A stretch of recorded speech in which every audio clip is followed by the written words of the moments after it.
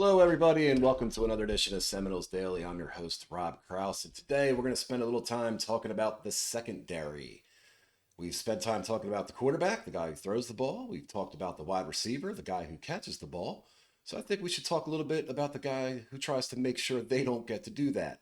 But first, I want to encourage all of you to please like and subscribe and share these videos with whoever you know who loves talking about Florida State or just loves talking about football in general. Now, let's get down to business on a young gentleman by the name of Romel Kuhn Jr.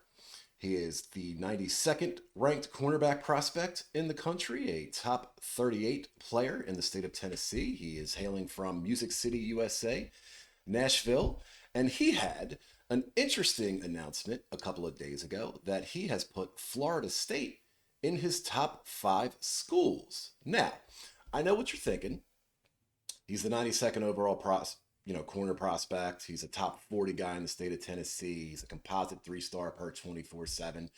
Not exactly the traditional elite 4 and 5 star guy that we're hoping to get here at Florida State. But again, as is going to be a common theme as we talk about these young men and their college choices, is that right now Florida State isn't quite the attractive level for that elite talent. So you have to kind of go with what we call traits players, guys who have traits. And this young man has got the traits. He's 6 foot, about 155 pounds, so he's got a good frame. You like corners to be in that 5'10, 6'2 range. Too tall, they can kind of struggle a little bit with, breaking down and lateral quickness. Too small, or too short, excuse me, they're going to get, mossed by elite, big, tall wide receivers. But 6 foot is right in that meaty middle part of the curve. The other thing you have to really like is that this kid, if you watch his highlights, you watch his videos, he is aggressive, man. He will get at the line of scrimmage. He will get into that backfield. He will bump and run. He will anticipate. He will jump on the routes. He is an aggressive corner, and that's what you need in this day and age, and especially if you're going to be running Tony White's 3-3-5 defense. You need those good aggressive corners. The other thing that I think you have to like for this kid is that he is a multi-sport athlete. He also plays basketball. And now what I love about that is that in this modern day and age, you're seeing a lot more specialization of young athletes. Athletes get locked into a sport, when they're kids, 7, 8, 9 years old. All of a sudden, they're at various camps. They got private tutors, private coaching. Their workouts are designed for the sport. They're playing, winter ball, summer ball, tournament ball, whatever they're doing is dedicated to that one sport. And while don't get me wrong, that's a pretty good idea, especially if you have a talented young athlete, that you should have a primary focus on what sport you want to play and what vocation you want to take with that. But the old days, not to date myself too bad here, but the old days, you saw a lot more cross pollination on sports. You saw a lot of football players that also wrestled in high school or played basketball. You saw football players that played baseball. You saw baseball players that played soccer, that ran track. The point basketball players that, also run track, high jump. The greater point I'm trying to make is that sports skills are transferable. That's why we should encourage young athletes to play multiple sports, not just because, hey, they may find their niche and it's a good way to stay in shape year round and encourages athletic competition and camaraderie and sportsmanship and all that good stuff. But again, the sports skills are transferable. If you're a elite receiver, play baseball, play in the outfield, learn how to track a ball. If you're a lineman, you should wrestle. You should learn how to kind of hand fight and leverage and momentum and how that works. So I really, really do like that this kid, plays multi sports because it gives him that that edge dynamic where he knows what competition's about in various, athletic endeavors. So he can really, when the going gets tough, he's not going to shy away from the competition. And with basketball at the corner position, particularly, you get a really good transferable skill as far as lateral quickness, agility, momentum, understanding, routes and how to cut a guy off to his left, how to cut a guy off to his right, things like that. Also, the cardio is incredible.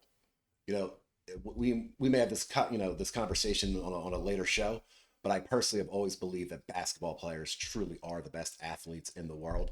The combination of the height, the size, the stamina, the hand-eye coordination.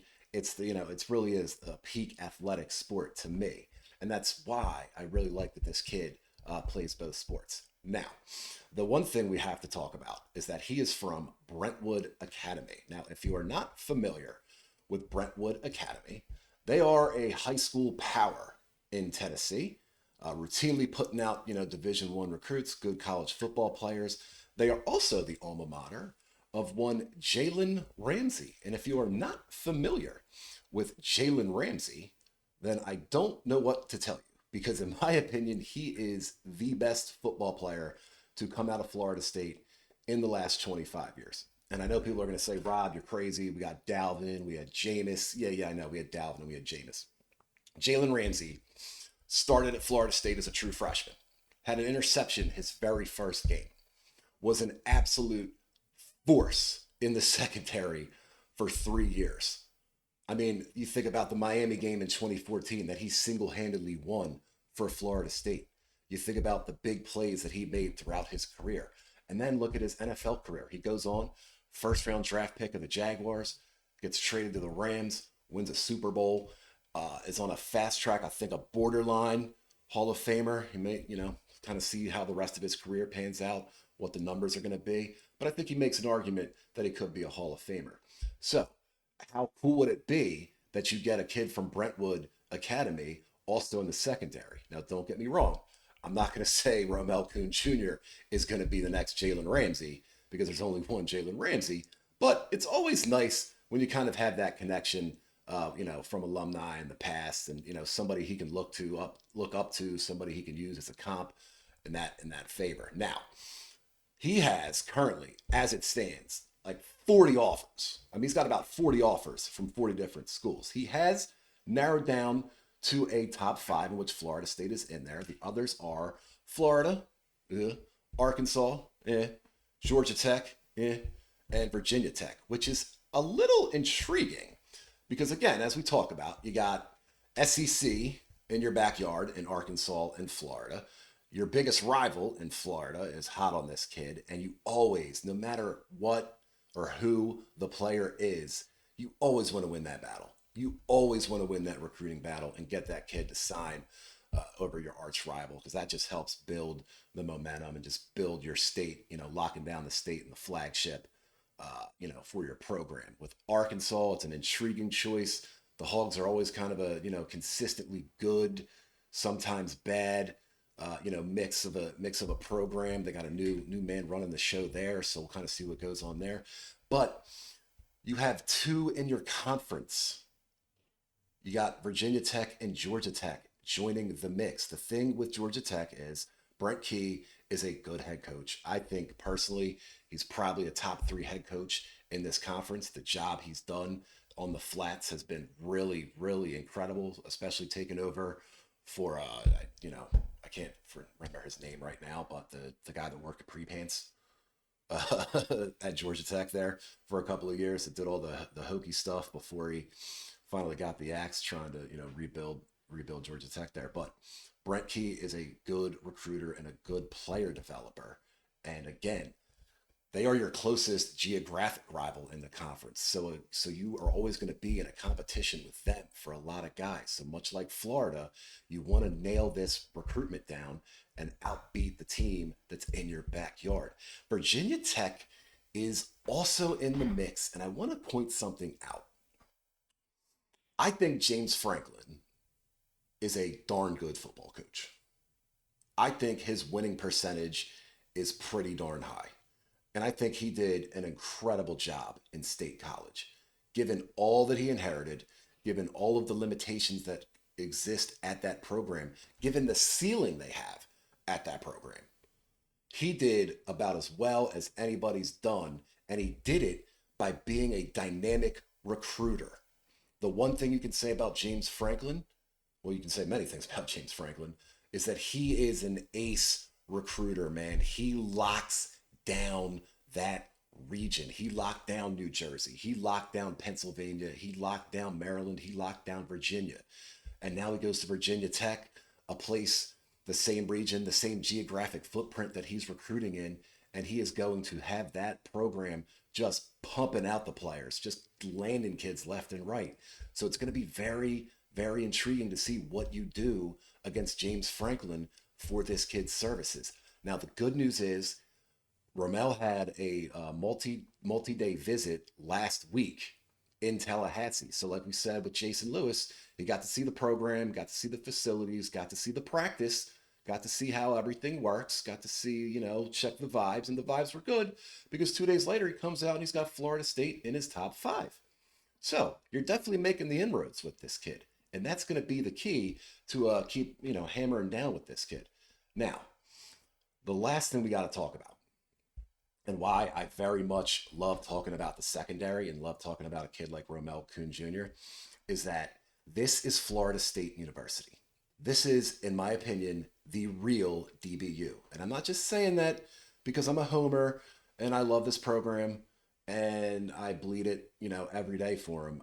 I genuinely will put up this program's history at the secondary position against LSU, against Florida, against USC, against all these other schools that claim DBU.